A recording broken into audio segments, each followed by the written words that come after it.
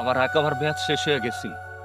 আমি যে কফিলের এখানে কাজ করতাম সেও আমার সাথে বেমানি করলো। ওরা আমি আমার আকামা রিনিউ করতে পারিনি, অবৈধ হয়ে পড়ছিলাম।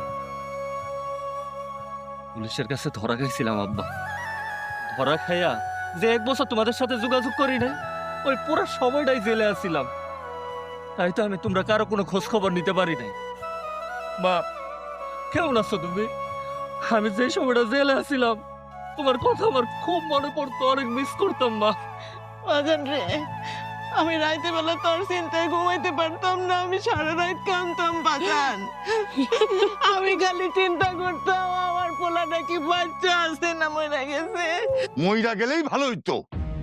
এগুলা কি অলক্ষণের কথা কইতেছো তুমি? যা কইছি ঠিক কইছি। ওরে আমি জমি বিক্রি কইরা এই টাকা দিয়া বিদেশ পাঠাইছি। 1 বছর ও আমগর লাগে কোনো যোগাযোগ রাখে নাই। আজকে ফকিরের মতো দেশে ফিরে আইছে।